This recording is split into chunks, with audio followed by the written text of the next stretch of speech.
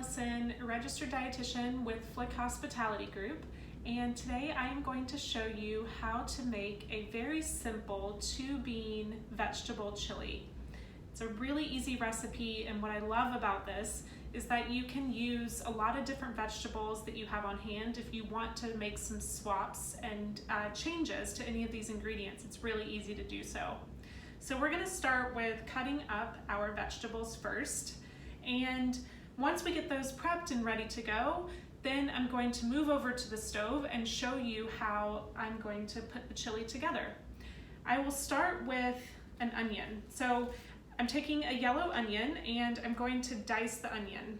So this is a really easy thing to do. If you know how to cut an onion for dicing, then once you learn how to do this one trick, it makes it super simple moving forward. So you're going to cut off the side of the onion that's not the root side, and then I'm going to cut a flat piece because I don't want my onion to roll.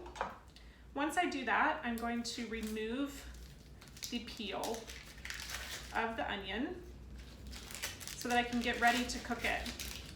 Sometimes onions can make your eyes water pretty significantly, so if that happens to you or you find that you are challenged by that, then they actually, there's onion goggles you can buy, which can be very helpful for preventing that watering of your eyes if it really bothers you.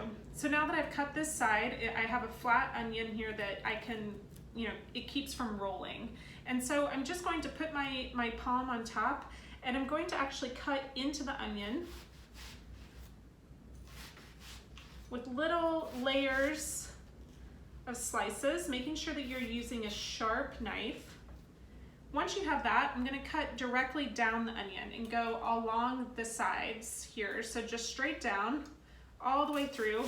But the key here is making sure that you're not actually cutting all the way through the onion. You're just going back to the root, but you're not cutting through the root. So now that you have that, you can then cut it the opposite direction to go down and make diced pieces. Makes it super simple for getting those little dices. And you're gonna dice up an entire onion for this recipe.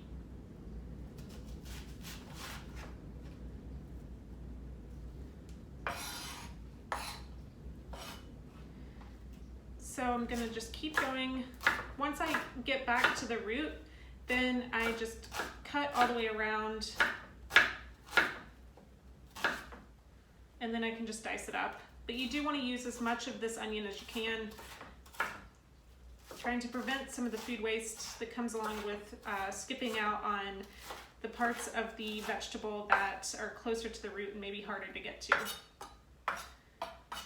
Okay, so we have our onion here. I'm going to put that over in a bowl.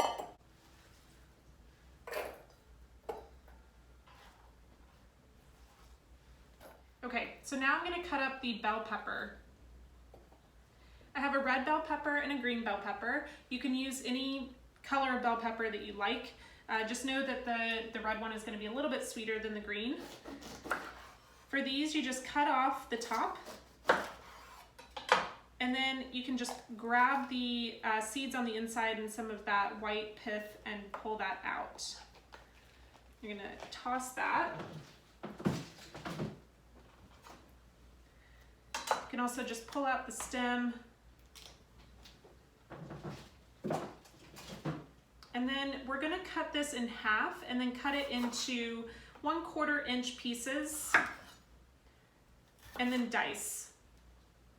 So once I cut it in half, I'm just going to cut down the little slices here, 1/4 inch, and then I'm going to make dices for the pepper, little diced pieces. It is easier if you can kind of keep it all together here, and then you can cut it all at once.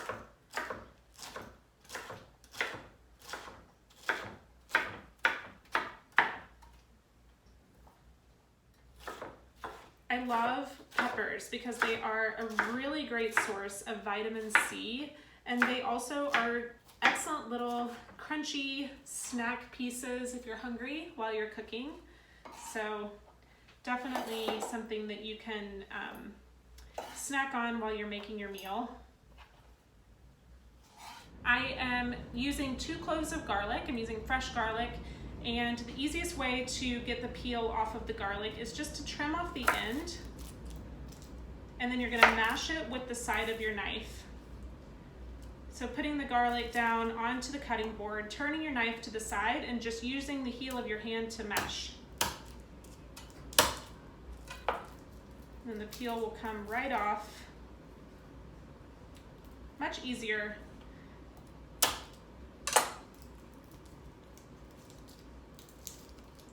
Then I'm just going to finely chop this or mince it. Being careful when you're chopping to make sure that you keep your fingertips curled so that you're not chopping so close to your finger that you could cut yourself. Want to be very careful of that.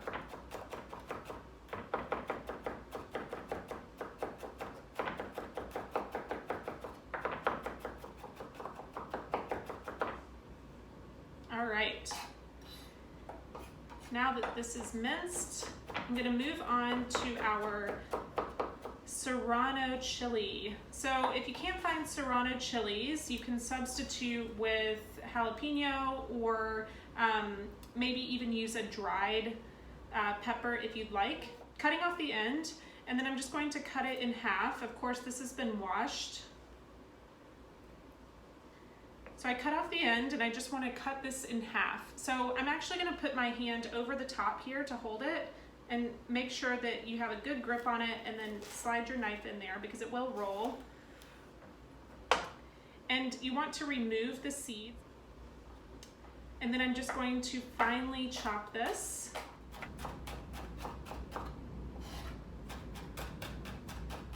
We're going to take all of these vegetables and put them on the stovetop. So I'm going to talk you through that next. But in the meantime, I want to tell you a little bit about what we're using here. So I'm going to be using canned beans. You're going to take the beans, 2 of them. There's a kidney bean and a Great Northern bean, and I'm going to rinse those off. And then I'm also using canned crushed tomatoes. It's a 15-ounce can is what you would look for, or if you're like me and you picked up a larger can, then you would just use half of the can. 15 ounces of that, and then we're also going to add in a nice whole grain with bulgur, and I'm going to put in some spices, and we will get this going. See you in a few. All right, we're back. We're going to actually start cooking the chili now. This is super simple, so I am excited to get this started.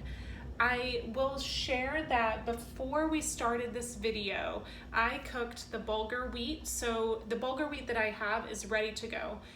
It's super easy to cook bulgur wheat. You just need to make sure that you add a cup of the bulgur with 2 cups of water, cook it, bring it to a boil, and then reduce it to a simmer, covering it and letting it cook for somewhere between 10 and 12 minutes, or until it's cooked through. And once you have that ready, then you're going to use that in the chili. So the first thing we're going to do is get a large pot that will fit all of these wonderful vegetables and beans, and we're going to add 2 tablespoons of oil. You can use canola oil or olive oil. It is your choice. I'm using olive oil. You could use avocado oil. Let that heat over a medium heat. And then we're going to add the onion, peppers, and garlic that we chopped up a few minutes ago. So I have all of those here in a bowl ready to go. I'm going to put them into this pot, and then I'm going to use a spoon to stir it around and let that cook for between 5 and 7 minutes, or until the onion is translucent.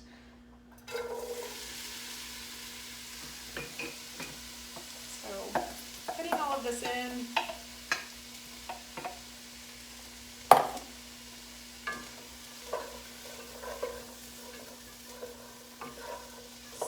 Well, so that the oil coats the veggies, and I'm just going to let it sit here and cook for 5 to 7 minutes, and keeping an eye on the onion because you really want the onion to turn translucent, and you can stir it every once in a while. So now would be a good time for you to go and get the other ingredients ready if you haven't already done that. You're looking to add We're gonna put in some cumin and chili powder, and we have our beans. So if you haven't rinsed your beans, you could do that now while this is cooking. Just keep an eye on it, make sure to move it around every once in a while. So we're gonna let this cook, and then we're going to add in the rest of the ingredients. The onions and pepper and garlic have been cooking with the oil. The onions are translucent now, so it's time to add the rest of the ingredients. And I'm gonna start by adding in the drained beans. So I used Great Northern beans and kidney beans.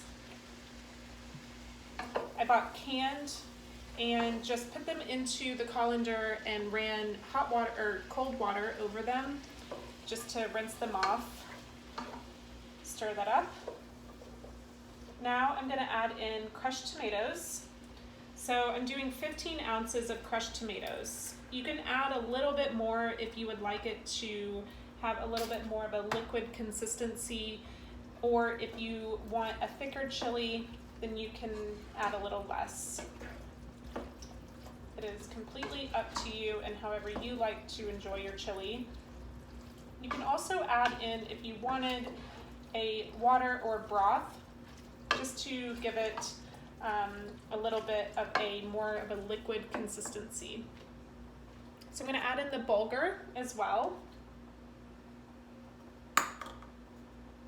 And I'm adding in a tablespoon each of cumin and chili powder. Stirring this well, and we're going to let it simmer and hang out over here for a little while until you're ready to eat it.